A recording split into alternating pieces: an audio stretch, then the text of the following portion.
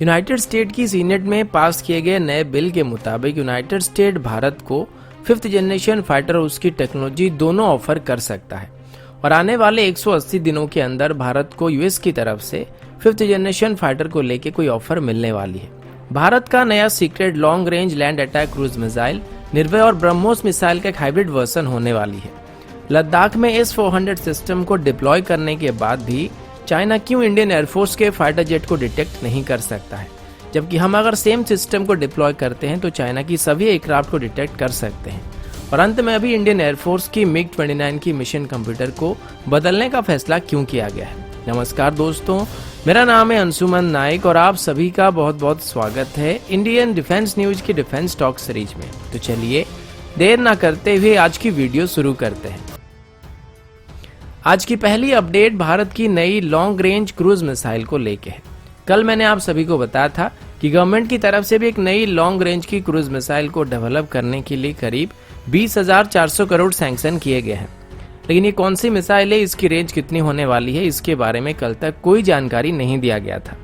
अभी इसको लेके कुछ और अपडेट सामने आई है, जैसे कि ये जो मिसाइल होने वाली है ये हमारी निर्भय मिसाइल और ब्रह्मोस मिसाइल का एक मिक्स्ड वेरिएंट होने वाला है। अभी तक इसका कोई भी ऑफिशियल नाम नहीं रखा गया है, लेकिन इसमें ब्रह्मोस और निर्भय मिसाइल दोनों के गुण रहने वाले हैं। निर्भय मिसाइल की बात करें तो अभी इस प्रोग्राम को ऑफिशियली बंद कर दिया गया है, लेकिन इसके लिए जो प्रपल्सन सिस्टम डेवलप किया गया था और सीकर डेवलप किया गया था उनको फर्दर डेवलप किया जा रहा था और इसमें माणिक इंजन भी शामिल था। अभी इन सभी सिस्टम को LRLACM यानी कि long range land attack cruise missile में इस्तेमाल करने की बात की जा रही है और इसका नाम आगे चल के बदला भी जा सकता है, क्योंकि अभी इसकी एयरफोर्स वेरिएंट और नेवल वेरिएंट भी बनने वाले जिनको LRLACM नहीं कहा जा सकता है।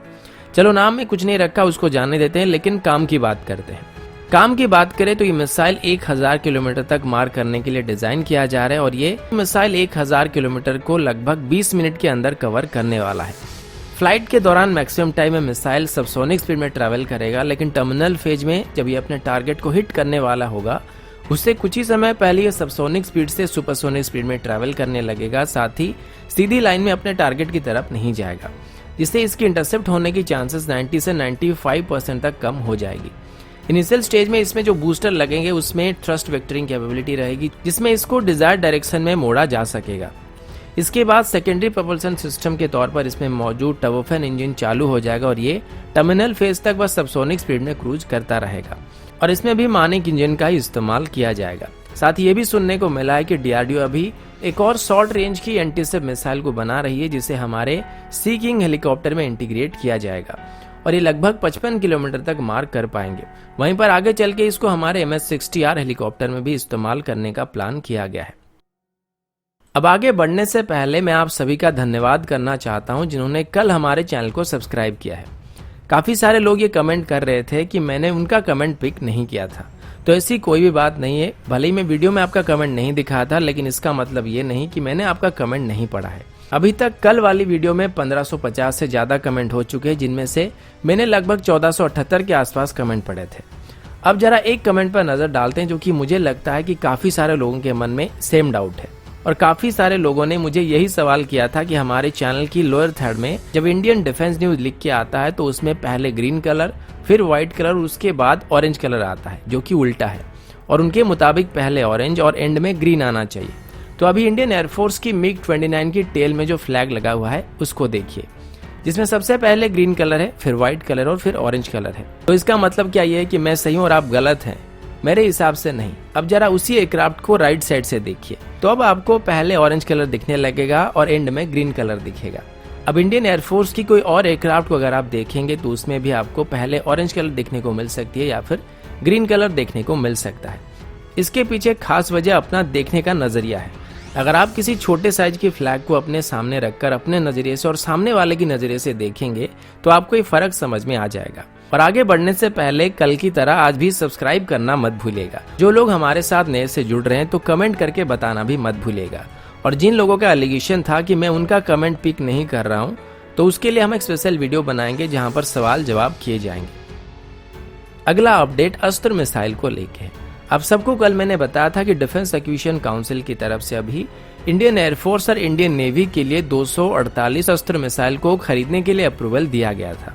इनमें से 200 मिसाइल इंडियन एयरफोर्स और 48 मिसाइल को इंडियन नेवी इस्तेमाल करने वाली है। अब इंडियन एयरफोर्स के पास अभी भी 50 के आसपास अस्त्र मिसाइल मौजूद हैं, क्योंकि इनिशियली इंडियन एयरफोर्स की तरफ से 50 अस्त्र मिसाइल के लिए ऑर्डर दिया गया था। इसमें से कुछ को टेस्ट के दौरान फायर किया गया था, लेकिन अभी तक सिर्फ हमारे Su-30 MKI ही इसको फायर कर सकते थे। लेकिन अब इन सभी को हमारे MiG-29 से भी इस्तेमाल किया जा सकेगा, लेकिन इसके लिए हमारे MiG-29 को दोबारा अपग्रेड करना पड़ेगा, जिसमें इसकी एवियोनिक्स में कुछ चेंजेस किए जाएंगे और इसमें HAL की मिशन कंप्यूटर को इंस्टॉल करने के बाद ये अस्त्र मिसाइल को फायर कर सकेंगे। 200 में से करीब 100 अस्त्र मिसाइल को सुखोई के लिए और 100 मिसाइल को MiG-29 के लिए रिजर्व रखा जाएगा। और ये जो MiG-29 की अपग्रेड होने वाली है, इसमें एवियोनिक्स के अलावा कुछ स्ट्रक्चरल चेंजेस भी होने वाली है।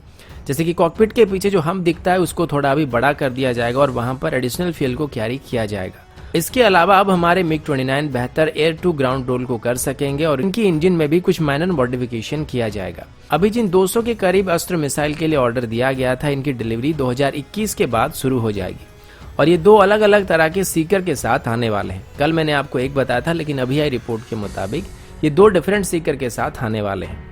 इन मिसाइल की ऑर्डर कंप्लीट होने पर एडिशनल 300 अस्त्र मिसाइल के लिए भी ऑर्डर प्लेस किया जाएगा, जिनको आगे चल के मिराज फ्लीट में भी इंटीग्रेट करने का प्लान किया गया है।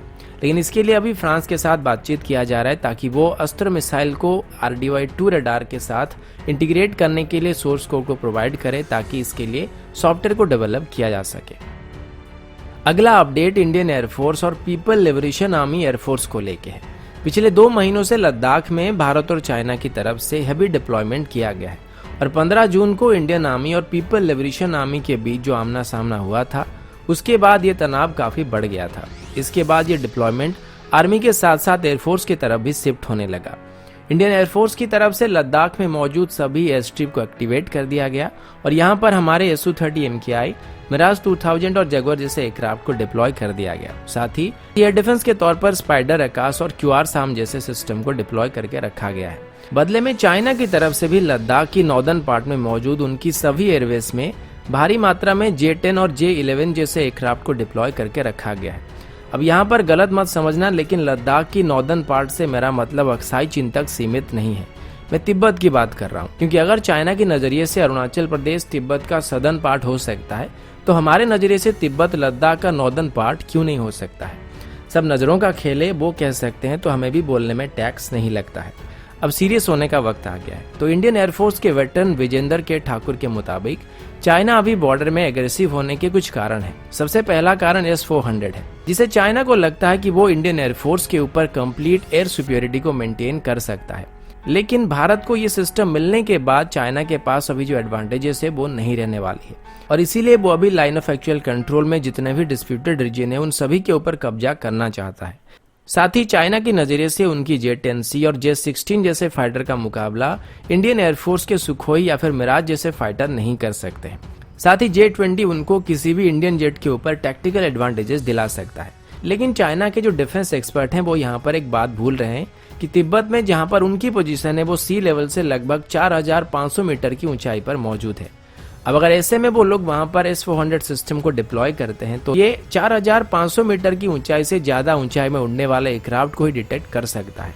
और इंडियन एयरस्पेस में अगर कोई भी एयरक्राफ्ट 4500 मीटर से नीचे का उड़ान भरता है तो उसको S-400 सिस्टम का रडार डिटेक्ट नहीं कर पाएगा। यहाँ तक कि ये 5000 मीटर तक भी आराम से उड़ान भर सकते हैं और ऊपर से वहां पर पहाड़ भी हैं जो कि इसे और भी मुश्किल करने वाला है। वहीं पर अगर इंडियन साइड की बात करें तो हमारा पोजीशन सी लेवल से 500 मीटर की ऊंचाई पर मौजूद है। तो यहाँ पर अगर हम S-400 सिस्टम को या फिर कोई भी रडार को डिप्लॉय करते हैं तो ये 500 मीटर से ज्यादा ऊंचाई पर उड़ने वाले कोई भी एयरक्राफ्ट को डिटेक्ट कर सकता है। लेकिन फिर भी पहाड़ की वजह से हमको भी दिक्कत का सामना करना पड़ेगा। लेकिन अगर चाइना के एयरक्राफ्ट बॉर्डर को क्रॉस करते हैं तो उनको हिमालय को पार करना पड़ेगा और यहाँ पर उनको 4500 मीटर से काफी ज्यादा ऊंचाई में जाना पड़ेगा और वो आसानी से पकड़े जाएंगे। और ये लॉजिक हमारे ऊपर भी अप्लाई होती है। अगर हम तिब्बत में जाने की कोशिश करेंगे तो पकड़े जाएंगे, लेकिन हमारे एयर स्पेस के अंदर हमारे एयरक्राफ्ट बिल्कुल सुरक्षित है। अब जरा चाइना की J-20 की बात करते हैं, क्योंकि पहले ही इंडियन एयरफोर्स की सुखोई 30 MKI ने इसको डिटेक्ट किया था और अभी अगर चाइना इसको डिप्लॉय करता है तो क्या हमारे सुखोई इसको काउंटर कर पाएंगे? इसका जवाब थोड़ा सा टेढ़ा है। दरअसल सुखोई के जो रडार है उसका सर्च रेंज लगभग 400 किलोमीटर तक है, लेकिन ये फाइटर साइज एयरक्राफ्ट को सिर्फ 140 किलोमीटर की दूरी से ही ट्रैक कर सकता है और भले ही J-20 कम्प्लीटली स्टेल्थी नहीं है, लेकिन फ्रंटल एंगेजमेंट में इसका RCS काफी कम है। तो सुखोई को ये पता लग जाएगा कि रडार में J-20 कहीं ना कहीं पर मौजूद है, लेकिन वो इसको ट्रैक नहीं कर पाएगा और इसी वजह से सुखोई वहां पर BBR मिसाइल को फायर नहीं कर पाएगा, लेकिन J-20 इसमें मिसाइल को फायर कर सकता है। अब यहाँ पर चाइना के पास ज्यादा J-20 मौजूद नहीं है और 4500 मीटर की ऊंचाई से ज्यादा लोड के साथ टेक ऑफ करना भी पॉसिबल नहीं है। ऐसे में वो 2400 घंटे J-20 को डिप्लॉय नहीं कर सकते हैं और J-20 कभी भी आमने सामने की लड़ाई में या फिर डॉग फाइट में सुखोई के साथ एंगेज होना नहीं चाहेगा और वो सिर्फ दूर से मिसाइल को लॉन्च करके स्टेल्थ का फायदा उठा के भाग जाएंगे या फिर हमारे सप्लाई लाइंस को रोकने की कोशिश करेंगे ताकि बॉर्डर में हमारे जो सोल्जर डिप्लॉयड हैं वहां तक सामान ना पहुंच पाए। वहीं पर चाइना की कमांड एंड कंट्रोल सेंटर को नष्ट करने के लिए हमारे पास ब्रह्मोस A मिसाइल मौजूद है, जो कि टेरेन मास्किंग मिसाइल है और हिमालय में इसको लॉन्च करने से इसकी इंटरसेप्ट होने की चांसेस एकदम ना के बराबर हो जाती है और ये पिन पॉइंट एक्यूरेसी के साथ अपने टारगेट को नष्ट कर सकता है और ये हमारे लिए एक बहुत बड़ी एडवांटेजेस है। तो कुछ हद तक चाइना के पास एडवांटेजेस है, लेकिन ज्योग्राफिक कंडीशन की वजह से चाइना की किसी भी एग्रेसिव मूवमेंट उसके लिए काफी भारी पड़ सकता है। अगला अपडेट F-35 को लेके है। पिछले 2-3 दिनों से एक खबर एकदम चर्चा में आ रहा है कि यूनाइटेड स्टेट की तरफ से भारत को F-35 को ऑफर करने की बात अभी यूनाइटेड स्टेट की सीनेट में पेश किया गया है, लेकिन इसके बारे में कोई क्लियर इन्फॉर्मेशन अभी तक नहीं मिल रहा था। लेकिन अभी इसमें काफी छानबीन करने के बाद पता लगा है कि 30 जून 2020 को यूनाइटेड स्टेट के सीनेटर जॉन कॉनवेन और मार्क वार्नर ने यूनाइटेड स्टेट की नेशनल डिफेंस ऑथराइजेशन एक्ट में कुछ बदलाव किए हैं और इसमें यूनाइटेड स्टेट भारत को 5th जनरेशन फाइटर एयरक्राफ्ट और उसकी टेक्नोलॉजी दोनों को ऑफर कर सकता है। साथ ही भारत की इंडिजिनस फाइटर जेट प्रोग्राम के लिए भी यूनाइटेड स्टेट भारत को टेक्नोलॉजिकल सपोर्ट प्रोवाइड कर सकता है। सीनेटर कॉनवेन ने यूनाइटेड स्टेट के डिफेंस सेक्रेटरी से रिक्वेस्ट भी किया है कि आने वाले 180 दिनों के अंदर भारत को 5th जनरेशन फाइटर्स की टेक्नोलॉजी और फाइटर्स को लेके जो भी अमेंडमेंट किए गए हैं इसका एक कंप्लीट रिपोर्ट दिया जाए। अगर ये बात सच है तो यूनाइटेड स्टेट चाहे तो F-35 को अभी भारत की MMR से टेंडर में ऑफर करा सकता है, क्योंकि कल मैंने आपको बताया था कि अगर वो इसकी टेक्नोलॉजी को भारत के साथ शेयर नहीं करेंगे तो ये MMR से टेंडर में पार्टिसिपेट नहीं कर सकता है। लेकिन इस अमेंडमेंट के बाद यूनाइटेड स्टेट भारत के साथ अपनी 5th जनरेशन टेक्नोलॉजी को शेयर कर सकता है और एमका को भी डेवलप करने में भारत को मदद कर सकता है। लेकिन फिर भी यहाँ पर एक और दिक्कत है और वो S-400 सिस्टम है। यूनाइटेड स्टेट नहीं चाहता कि S-400 सिस्टम कभी भी F-35 के संपर्क में आए, क्योंकि अगर ऐसा होता है तो S-400 सिस्टम F-35 के रडार सिग्नेचर को मैप कर सकता है और इसी वजह से टर्की और यूएस के बीच S-400 और F-35 को लेकर मतभेद था। अब देखने वाली बात यह कि आने वाले 180 दिनों के अंदर 5th जनरेशन फाइटर जेट को लेके यूनाइटेड स्टेट की तरफ से भारत को कौन सा ऑफर दिया जाता है। तो दोस्तों अभी के लिए इतना ही, मिलता हूं आपसे अगले वीडियो में, तब तक के लिए जय हिंद, वंदे मातरम।